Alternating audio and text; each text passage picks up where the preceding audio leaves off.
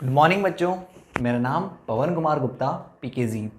हम अब पढ़ने वाले हैं ज्योमेट्रिकल ऑप्टिक्स में हमारा अगला topic refraction by spherical surface. हमें ये तो पता है ना कि जब भी मीडियम चेंज होता है, लाइट रे जब एक मीडियम से दूसरे मीडियम में जाती है तो उसका रिफ्रैक्शन होता है।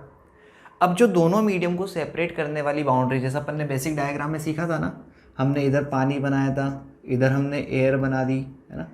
तो पानी और एयर के केस में जो सेपरेट करने वाली बाउंड्री है, ये वाली सरफेस, ये कैसी सरफेस है? एक प्लेन सरफेस है ना। लेकिन सपोज करो अगर ये पानी इस तरह की सरफेस पे होता, मान लो एक स्फेयर होता है ना, स्फेरिकल सरफेस होती, तो फिर क्या चेंजेज आते रिफ्रैक्शन में, है ना, हमें वो समझना है। तो यहाँ पे अब हम बात कर रहे हैं स्फेरिकल सरफेस, यानी कि स्फेरिकल बाउंड्री जब दोनों मीडियम को सेपरेट करे, तो इसका मतलब क्या है यहाँ पे? Here two different medium are separated by spherical boundary. ये आपको समझ में आ रहा है ना कि स्फेरिकल बाउंड्री जो होती है वो दो मीडियम को सेपरेट करती है ना। तो ये चीज़ यहाँ पे खास है। तो अब जैसे मान लेते हैं हमारे पास पहला मीडियम जो है वो इस तरफ है ना, ये मान लेते हैं मीडियम 1 और इधर हम मान लेते हैं मीडियम 2। ये इन दोनों को, मीडियम को जो प्रिंसिपल एक्सिस होगी, जैसे स्फेरिकल बाउंड्री है ना, स्फेरिकल बाउंड्री मतलब ये किसी न किसी स्फेयर का हिस्सा रही होगी इस तरह से, ऐसे समझो आप। अब ये स्फेरिकल बाउंड्री अगर है तो इस स्फेरिकल बाउंड्री का जो सेंटर है, उस सेंटर से ज्वाइन करने वाले लाइन को हम क्या बोलेंगे? एक्सिस।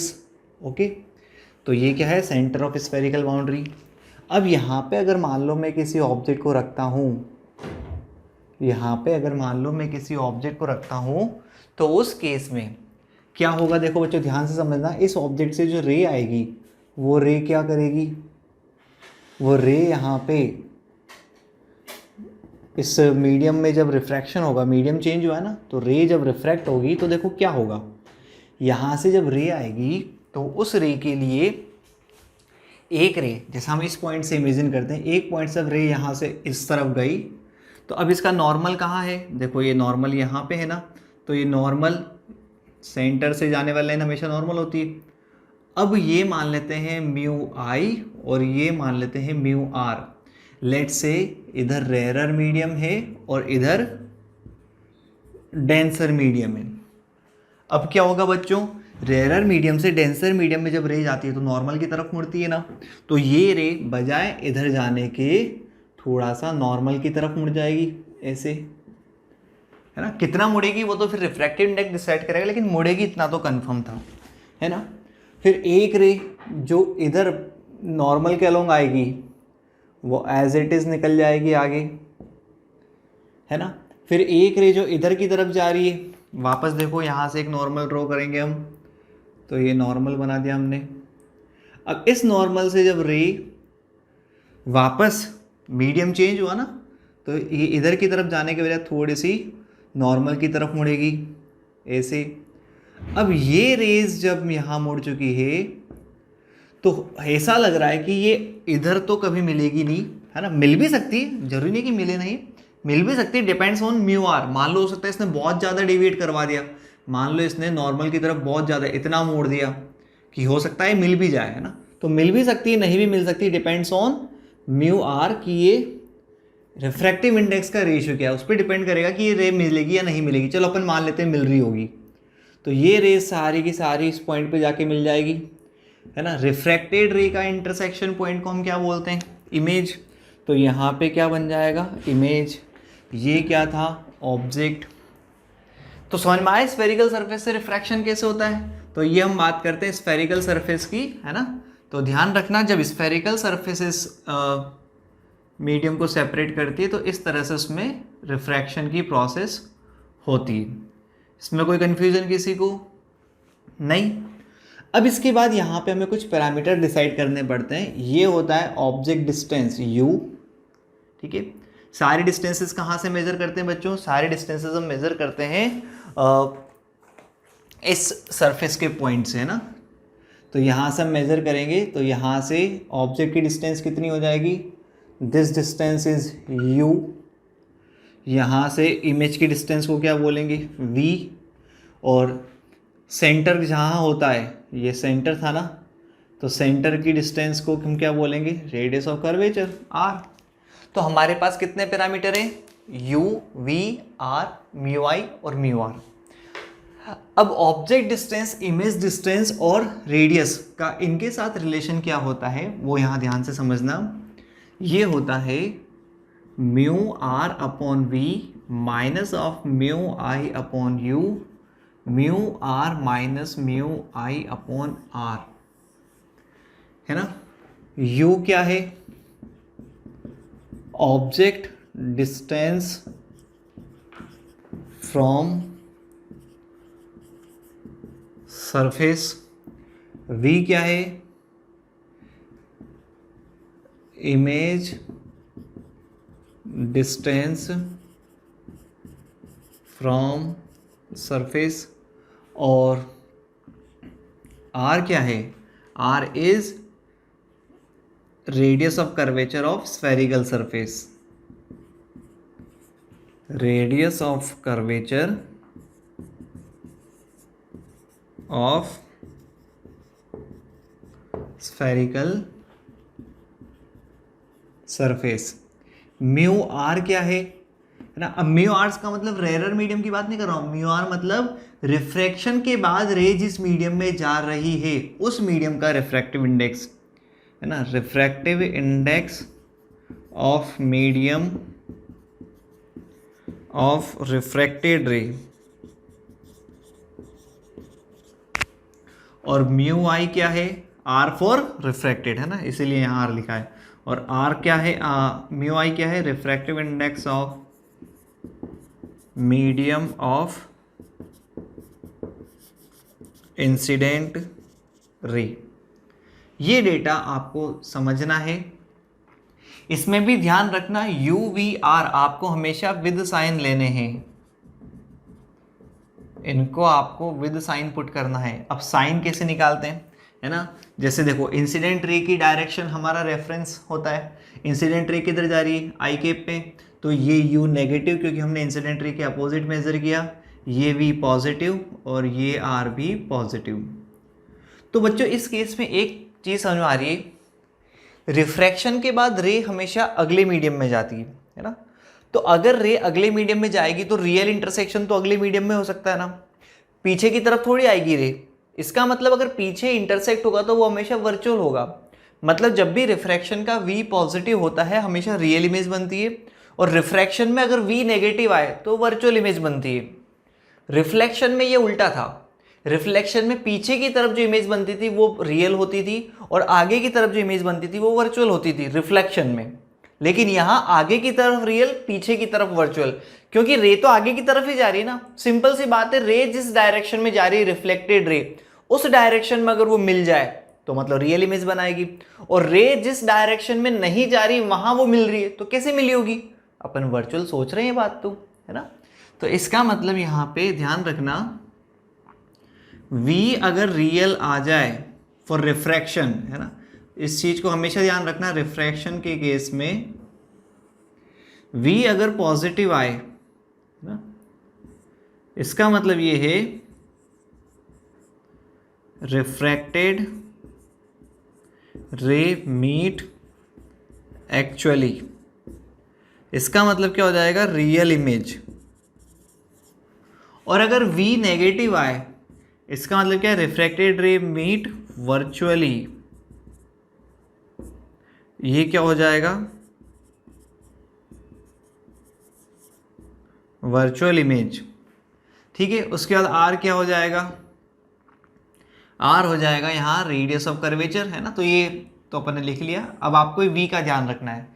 रिफ्रैक्शन के केस में v पॉजिटिव का मतलब होता है रियल इमेज, क्योंकि जिधर रे जा रही है रिफ्रैक्शन के बाद रे तो हमेशा सेकंड मीडियम में जाती है ना, तो सेकंड मीडियम में अगर वो मिलेगी मतलब एक्चुअल में मिलेगी। और अगर हम बोल रहे हैं फर्स्ट मीडियम में मिल रही है तो कैसे मिलेगी, वो तो फर्स्ट मीडियम में नहीं है ना, रिफ्रैक्शन की बात तो सेकंड मीडियम में आई वो। इसका मतलब फर्स्ट मीडियम में वो वर्चुअली मिलेगी, है ना। तो जब भी v नेगेटिव आए इसका मतलब पीछे की तरफ बढ़ाने पे इमेज बनेगी, और v पॉजिटिव आए तो रिफ्लेक्टेड रे एक्चुअल में मिल रही है। समझ में आया ना ये? तो हमें यहाँ पे ध्यान रखना है v पॉजिटिव v नेगेटिव का केस क्या होता है। अब हम यहाँ बात करते हैं दो तरह के मैग्निफिकेशन की, है ना। हमारा दो तरह का मैग्निफिकेशन कौन सा होता है? अब देखो यहाँ पे रे जो है वो इस तरह से मिल रही है, तो यहाँ कैसी इमेज बन जाएगी? रियल इमेज जो है वो इन्वर्टेड ऐसे बन जाएगी। ये अगर मेरे पास a और b है तो ये b डैश और ये a डैश, है ना। अब इस केस में हमें दो तरह के मैग्निफिकेशन की बात करनी होती है। ट्रांसवर्स मैग्निफिकेशन, है ना। ट्रांसवर्स मैग्निफिकेशन बच्चों किससे रिलेटेड होता है? ट्रांसवर्स मैग्निफिकेशन होता है हाइट का, height of image by height of object. उसका फॉर्मूला आपको ध्यान रखना है mu I V upon mu R U. This is transverse magnification. Okay, दूसरा फॉर्मूला आता है, दूसरा फॉर्मूला आता है लॉन्गिट्यूडनल मैग्निफिकेशन का।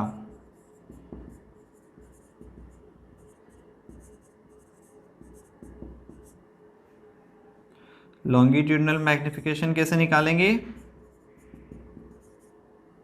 ये हो जाएगा ml मतलब लेंथ का magnification, length of image by length of object. ये आ जाएगा माइनस ऑफ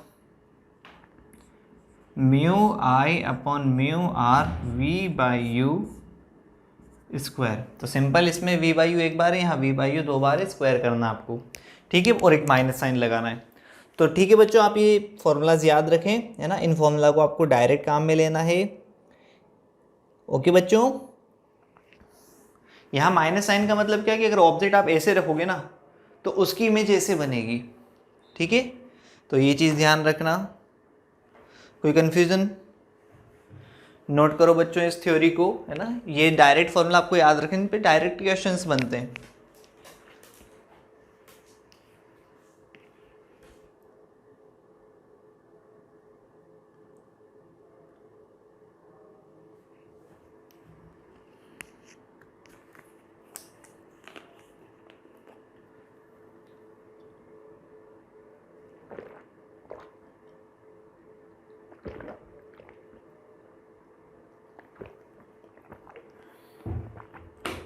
वीडियो पॉज करके लिख लें बेटा आप।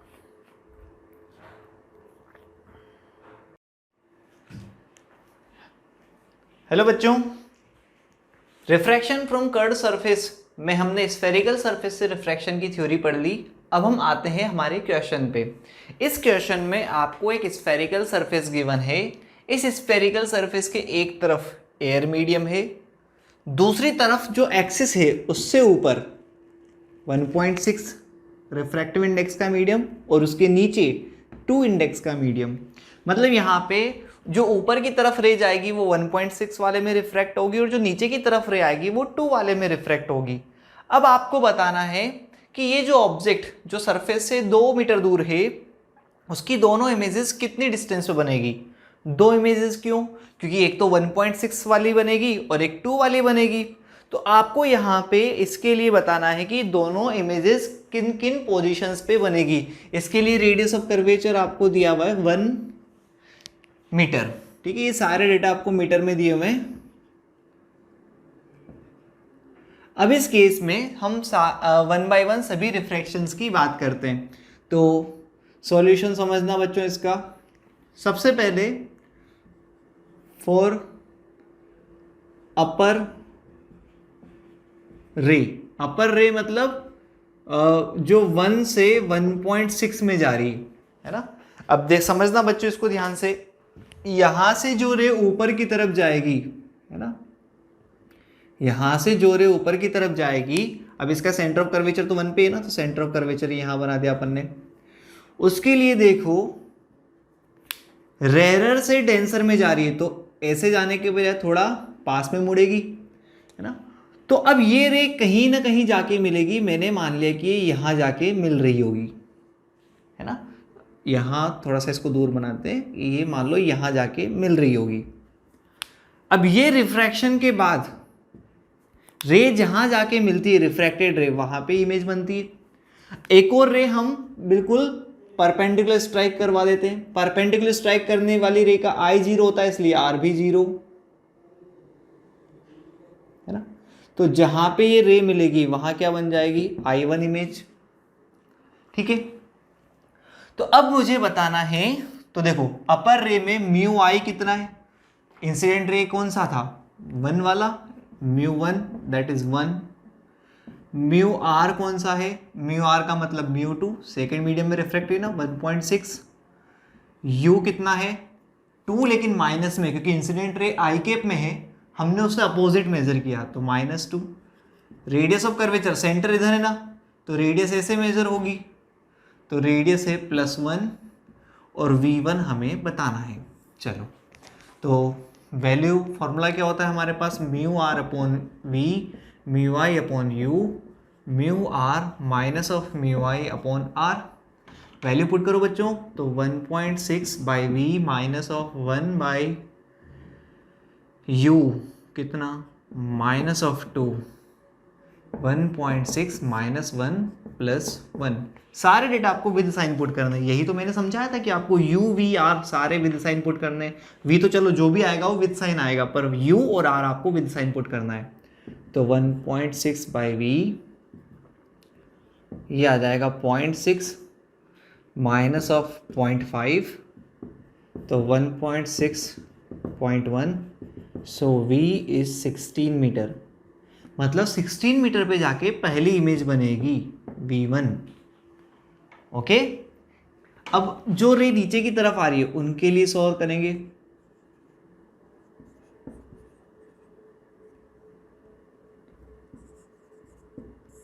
जो नीचे की तरफ रेज आ रही है उनके लिए देखिए म्यू आई क्या हो जाएगा, म्यू आई हो जाएगा वापस 1, है ना। एक बार मैं डायग्राम बना दूं इसका, यहाँ पे जो रे आएगी है ना, वो कहाँ रिफ्रैक्ट हो रही है, वो रिफ्रैक्ट हो रही है रिफ्रैक्टिव इंडेक्स 2 में।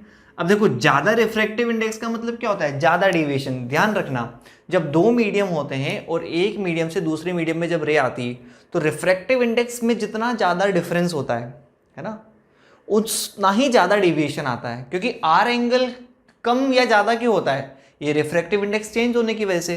तो रिफ्रैक्टिव इंडेक्स में जितना ज़्यादा डिफरेंस रहेगा उतना ही ज़्यादा उसमें डेविएशन आता है। तो यहाँ ज़्यादा ये नॉर्मल की तरफ मुड़ेगी। ज़्यादा नॉर्मल की तरफ क्यों मुड़ेगी, क्योंकि ध्यान रखना जितना ज़्यादा रिफ्रैक्टिव इंडेक्स, यहाँ 1 के मुकाबले 2, जबकि यहाँ 1 के मुकाबले 1.6, तो यहाँ और ज़्यादा डेविएशन आएगा ना, और ज़्यादा डेंसर मीडियम है तो, है ना, तो ये रे यहाँ जाके मिल जाएगी। तो इस लॉजिक से हम ये तो बता सकते हैं कि जो I2 है वो I1 से भी पहले बन जाएगी। क्यों, क्योंकि 2 वाला मीडियम ज़्यादा डेविएट करेगा रे को, है ना। तो अब इस केस में ये तो हमने इधर से तो निकाल लिया था V1, अब हमें फाइंड करना है V2, है ना। तो V2 हमें फाइंड करना है। अब देखो रिफ्रैक्टिव इंडेक्स इंसिडेंट रे का क्या है 1 म्यू आर, रिफ्रैक्टिव इंडेक्स कौन सा आएगा अभी यहाँ 3, क्योंकि रिफ्रैक्शन के बाद रे म्यू 3 में जा रही है। U कितना आएगा बच्चों, -2, R कितना वही +1, और V2 हमें बताना है। सपोज करो हमें V2 बताना है, तो क्या हो जाएगा, mu R upon V, mu I upon U. हर बार फॉर्मूला लिखा करो बच्चों, फॉर्मूला लिखने से क्या होता है हमें समझ में आता है, फॉर्मूला याद हो जाता है ना। हर बार इसको बार बार लिखो प्रैक्टिस करते वक्त। मैं भी आपके सामने बार बार फॉर्मूला लिख रहा हूँ। म्यू आर कितना हो जाएगा 2, म्यू वी कितना हो जाएगा, वी तो हमें बताना है V2, म्यू आई कितना है 1, यू कितना है -2, 2 - 1 बाई +1, ये हो जाएगा 2 बाई V2, ये कितना है 1, और ये 0.5 माइनस कर दें यहाँ पे हम, तो V2 कितना आ जाएगा बच्चों 4, है ना। अच्छा, दोनों पॉजिटिव आ रहे हैं।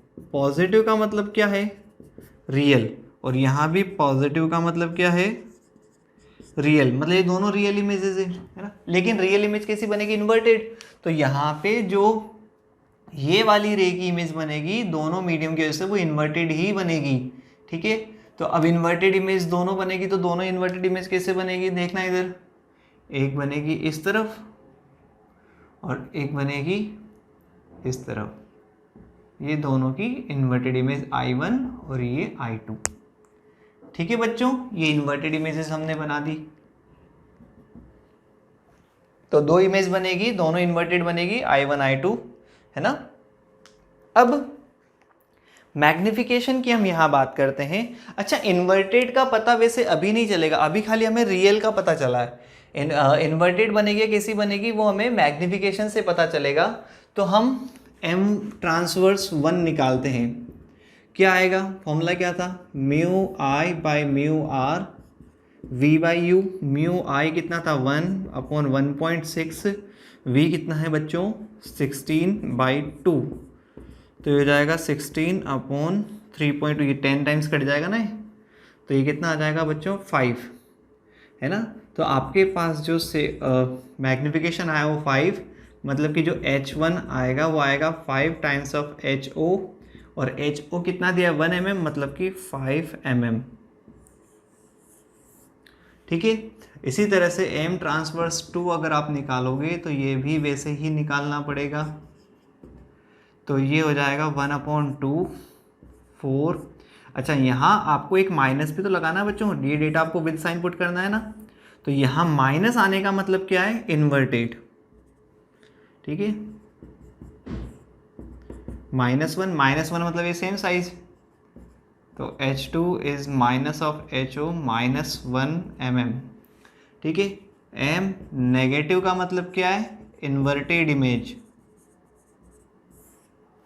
ठीक है, तो हमें दोनों इमेजेस की हाइट पता चल गई। जो H1 है वो थोड़ी बड़ी इमेज बनेगी, तो H1 को थोड़ा सा बड़ा बना देते हैं, इमेज 1 थोड़ा बड़ा बनेगी इस तरह से, है ना बच्चों। तो इस तरह से हमने ये भी पता कर लिया, मैग्निफिकेशन नेगेटिव आने का मतलब इन्वर्टेड इमेज, और V पॉजिटिव आने का मतलब रियल, मतलब ये रियल इन्वर्टेड इमेज बनेगी। तो इस ऑब्जेक्ट की दो इमेजेस बन जाएगी, एक I2 और एक I1। ऑब्जेक्ट अगर 1 mm का है तो इमेज ये वाली कितने mm की 5 mm, और ये वाली 1 mm, इस तरह से। समझ में आया ना बच्चों, चलो नोट करो इसको। इस क्वेश्चन में हमने केवल फॉर्मूला अप्लाई करना सीखा है कि फॉर्मूला कैसे अप्लाई करते हैं।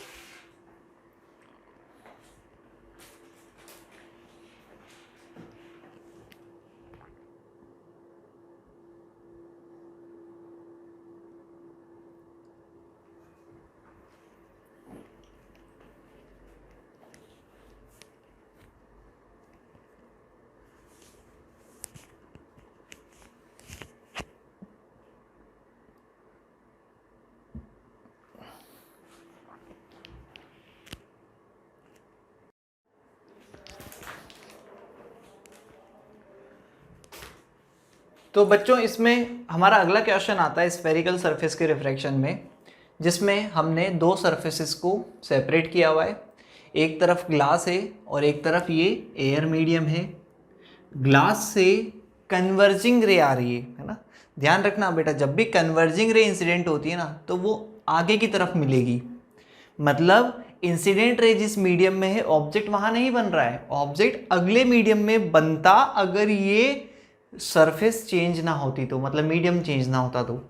मतलब ये रे इंसिडेंट रे इस अगले मीडियम में अगर इस जगह आके मिलती, अगर ये सरफेस मीडियम चेंज ना होता तो, मतलब थ्रू आउट अगर 3/2 होता तो ये रे यहाँ आके मिल जाती। सरफेस से कितना दूर आके मिलती 2। आपको इसमें क्या बताना है, distance of image from object, object की डिस्टेंस, ऑब्जेक्ट से इमेज की डिस्टेंस बतानी है। अब देखो यहां मीडियम चेंज हुआ है तो रिफ्रैक्शन तो होगा ना। सबसे पहले देखते हैं इस सरफेस का सेंटर ऑफ कर्वेचर किधर। देखो ये सरफेस इस तरह से है ना, सरफेस अगर ऐसे है तो सेंटर भी इधर ही कहीं रहा होगा, तो ये सेंटर। तो रेडियस हम किस तरफ मेजर करेंगे, हमेशा ध्यान रखना रेडियस इस पॉइंट से, यानी कि जो पोल वाला पॉइंट था ना मिरर में, उस तरह के पॉइंट से सेंटर की तरफ मेजर की जाती है। अब यहाँ रेडियस इंसिडेंट रे की डायरेक्शन में है या अपोजिट? अपोजिट, इसलिए रेडियस नेगेटिव। ये जो u हमने मेजर किया, ये किधर मेजर किया? इंसिडेंट रे की डायरेक्शन में ही तो मेजर किया, तो ये u क्या आ जाएगा बेटा? +2, है ना। तो इसको ध्यान रखना, यहाँ पे u क्या है? +2। उस चीज़ को हम यहाँ लिख देंगे अभी। तो अब देखो यहाँ वापस हम फॉर्मूला लगाते हैं, सॉल्यूशन करेंगे तो μr/v minus of μi/u, μr minus μi/r, ये तो बेसिक फॉर्मूला। μr रिफ्रैक्टेड रे कौन से मीडियम में जाएगी? 1 में। μi क्या है? इंसिडेंट रे का मीडियम क्या था? 3/2। u कितना है? +2, है ना, क्योंकि इंसिडेंट रे की डायरेक्शन में मेजर किया। r कितना है बच्चों? -5। और हमें क्या बताना है? हमें v बताना है। वैल्यू पुट कर दें, 1/v माइनस ऑफ 3/2/+2। μr कितना है? μr है 1 माइनस ऑफ 3/2/r कितना है? -5। तो इस केस में क्या हो जाएगा? 1/v minus of 3/4 minus of 1/10, है ना। 1/2 से 1/10 हो गया है, तो 1/v क्या हो जाएगा? 3/4 माइनस ऑफ 1/10। ठीक है, समझ में आ रहा है ना बच्चों? तो अब इसके बाद अच्छा ये माइनस हाफ, तो ये सॉरी +1/10 होगा ना, -1/2 ऊपर आएगा, -1/2 -5 तो 1। अब इसको जब आप यहाँ लिखोगे तो ये आ जाएगा 40 30 + 4, 34/40। v क्या आ जाएगा बच्चों? 40/34। 40/34 आने का मतलब ये 1 से 1.2 समथिंग आएगा, है ना। तो 1.2 आने का, 1.2 से थोड़ा कम आएगा, 1.18 समथिंग मान लेते हैं। तो 1.18 समथिंग आने का मतलब v पॉजिटिव आ रहा है ना। अब पॉजिटिव मीन्स क्या है? रियल इमेज बनेगी ना। तो इस केस में इमेज कैसी बनेगी बच्चों? रियल। तो इसका मतलब ये रे रियल में जाके इंटरसेक्ट करेगी। तो रियल इंटरसेक्ट करने का कैसे समझेंगे? देखो सेंटर से जो ज्वाइन करने वाली लाइन होती है वो क्या होती है? नॉर्मल। तो ये नॉर्मल हमने बना दिया। अब नॉर्मल से जो एंगल ऑफ इंसिडेंस बनेगा, यहाँ पे बन रहा है नॉर्मल से जो एंगल ऑफ इंसिडेंस बन रहा है, ये आई है रेरर से किधर जा रही है बच्चों? रे डेंसर से रेरर में।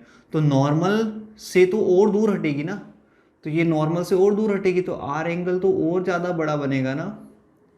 ठीक है, इसी तरह से ये वाली रे भी किधर जा रही है? डेंसर से रेरर। तो नॉर्मल इस डायरेक्शन में जाने के बजाय वो किधर मुड़ेगी? वो मुड़ जाएगी नॉर्मल से और दूर, है ना। तो नॉर्मल ये वाला है, ध्यान रखना, ये नॉर्मल है। अब तो नॉर्मल से और दूर हटेगी, तो ये आर एंगल और ज़्यादा बनेगा इस केस में, है ना। सपोज ये I2 था, R1 R2, तो R1 R2 उनके रेस्पेक्टिव एंगल ऑफ इंसिडेंस से ज़्यादा बनेंगे, इसलिए देखो ये इमेज जो है वो ऑब्जेक्ट से पास बनेगी। तो अब आपसे क्या पूछा है? हमसे पूछा गया था now separation between object and image. Object कितना दूर है यहाँ से? 2। इमेज कितना दूर है? 1.18। तो सेपरेशन कितना हो जाएगा? d इज u की वैल्यू माइनस v की वैल्यू। u की वैल्यू 2 माइनस 1.18 समथिंग, तो 0.82। ओके, ये आ गया आपका आंसर। डेटा अगर मीटर में है तो मीटर लिख देना, सेंटीमीटर में हो तो सेंटीमीटर लिख देना, है ना बच्चों। तो इस तरीके से आपको ये क्वेश्चंस करने हैं। इसमें कोई कन्फ्यूज़न किसी को भी नहीं? लिखो बेटा इसको।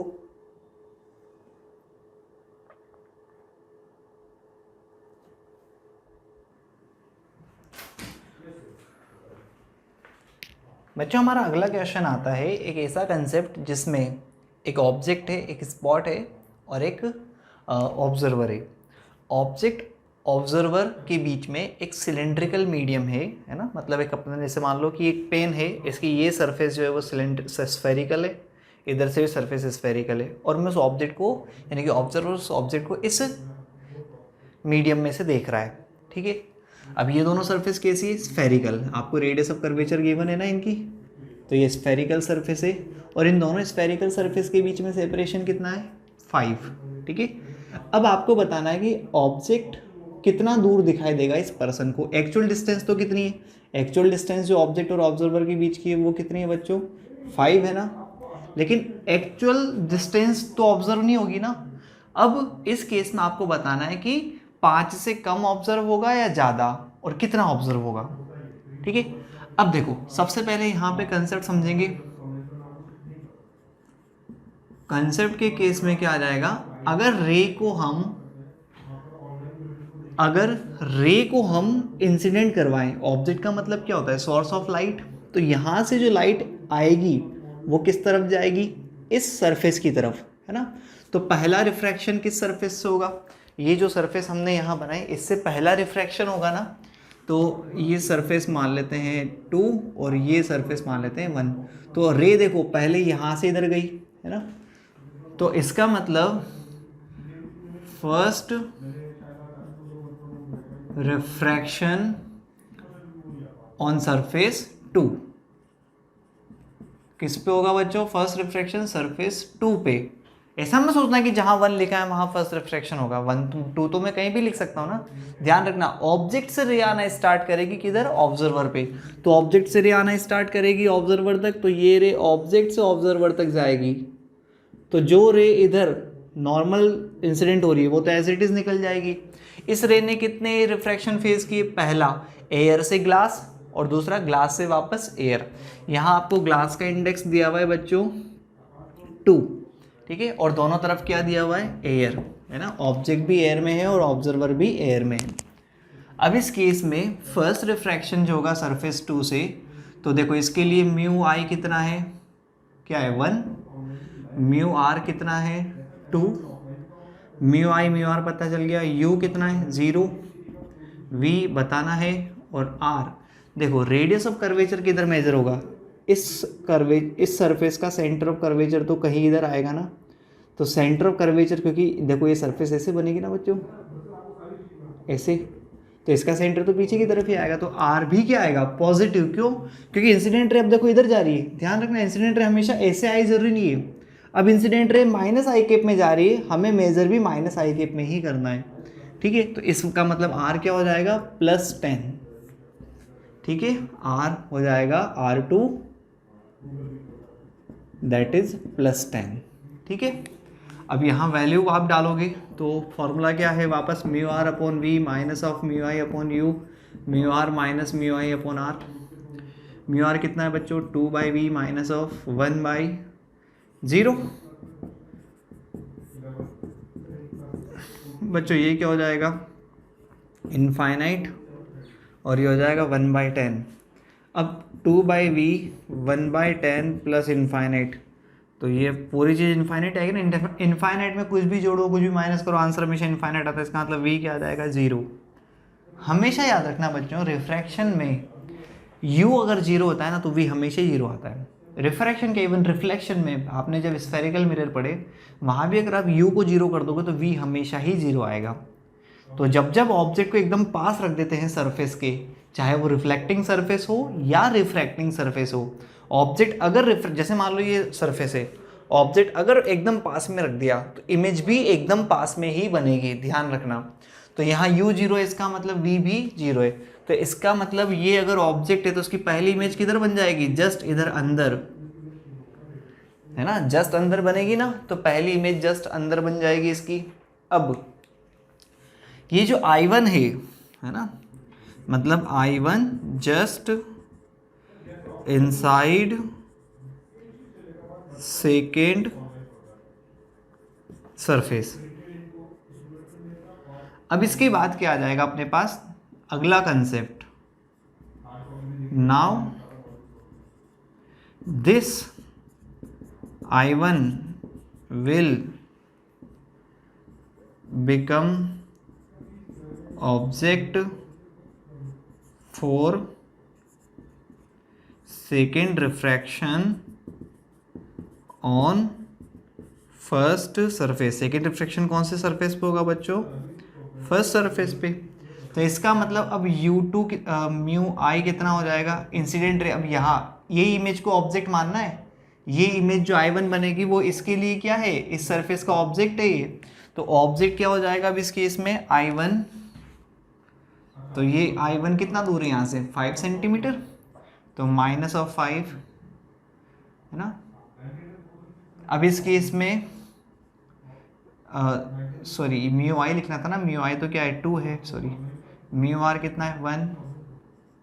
फिर आएगा u की वैल्यू, u कितना आ जाएगा इस केस में? u आएगा मेरे पास -5, v बताना है, और r क्या हो जाएगा बच्चों इस केस में? r will be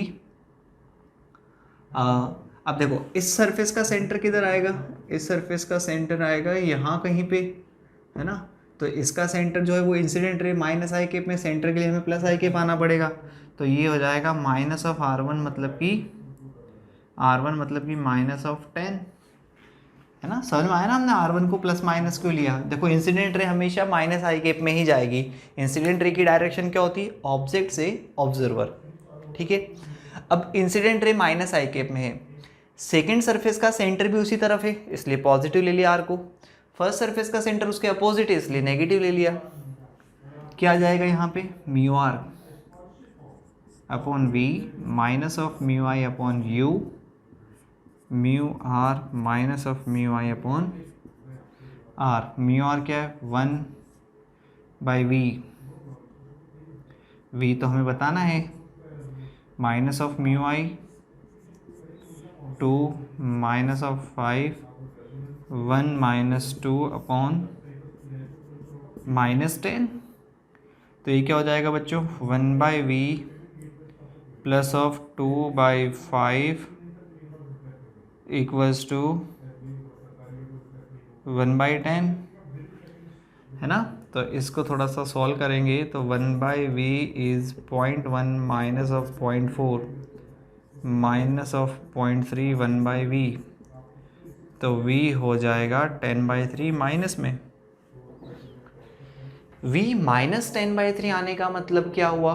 incident ray जिस तरफ है उसी तरफ ऑब्जेक्ट बनेगा, है ना। तो इसका मतलब जो I2 इमेज बनेगी वो 10/3 कितना होता है बच्चों सॉल्व करने पे? 3.33। तो -3.33 मतलब कि ये टोटल 5 था ना, उसमें से थोड़ा सा आधा कर दो I2। मतलब फाइनली जो रे यहाँ से निकलेगी वो इस तरह से जाने के बाद यहाँ जाके मिलेगी, है ना। ये जो रेज यहाँ से आ रही है वो इस तरह से मिलेगी, और इस तरह से मिलने की वजह से इस तरफ क्या बन जाएगा अपने पास? I2 image. तो इस तरह से रिफ्रैक्टेड रे जहाँ मिलेगी, अब ये पीछे की तरफ मिल रही। अच्छा, फाइनल V नेगेटिव आने का मतलब क्या है? वर्चुअल। नेगेटिव का मतलब क्या है बच्चों? वर्चुअल। तो ध्यान रखना यहाँ नेगेटिव आने का मतलब है वर्चुअल इमेज। तो ये एक वर्चुअल इमेज बनाएगा, मतलब ऑब्जेक्ट पर्सन को 5 सेंटीमीटर पे नहीं दिखेगा, ऑब्जेक्ट पर्सन को कितना दूर दिखेगा? 3.33 मीटर दूर दिखेगा, या सेंटीमीटर जो भी है, ठीक है। तो इस तरह से ऑब्जेक्ट इसको पास दिखेगा क्योंकि वो उसको ग्लास स्लैब से देख रहा है। अगर वो ये ग्लास रॉड को हटा दे तो उस केस में उसको ऑब्जेक्ट कितने पे दिखेगा? फिर उसको ऑब्जेक्ट जो है वो 5 सेंटीमीटर पे दिखेगा, ग्लास से देखेगा तो उसको पास दिखेगा। ऐसा आप ट्राई भी कर सकते हो, है ना। घर में अगर आपके पास ऐसी कर्ड सरफेस वाली ग्लास स्लैब हो तो आप उससे ऑब्जेक्ट को देखें, वो पास दिखते हैं। इसका बेस्ट एग्जांपल क्या होता है? लेंसेज जो हम यूज़ करते हैं, है ना बच्चों। चलो तो सॉल्व करें इसको, है ना। सॉल्व जो मैंने किया उसको समझें और लिखें। तो बच्चों यहाँ पे हमारा रिफ्रैक्शन वाला पार्ट कंप्लीट होता है ना, स्फेरिकल सरफेस से रिफ्रैक्शन। इसमें ध्यान रखना यहाँ पे तो 2 बार रिफ्रैक्शन हुआ तो 2 बार फॉर्मूला लगाना पड़ा। जब भी 2 बार फॉर्मूला लगाना पड़े, पहली रिफ्रैक्शन से जो इमेज बनेगी वो दूसरे रिफ्रैक्शन के लिए ऑब्जेक्ट का काम करेगी। तो दूसरे रिफ्रैक्शन का ऑब्जेक्ट कौन है, I1, और फाइनल इमेज कौन है, I2। पर्सन ना तो ऑब्जेक्ट को देखेगा ना I1 को देखेगा, पर्सन किसको देखेगा, फाइनल इमेज I2 को। क्यों, क्योंकि पर्सन पे ना तो ये वाली इंसिडेंट रे पहुंच रही ना ये वाली रिफ्रैक्टेड रे पहुंच रही, पर्सन के पास सेकेंड रिफ्रैक्शन के बाद रे पहुंच रही है, तो जो रे उसके पास आई उनसे जो बना वही उसको दिखेगा। ठीक है बच्चों, तो आप इसको नोट करें। ओके बच्चों, थैंक यू।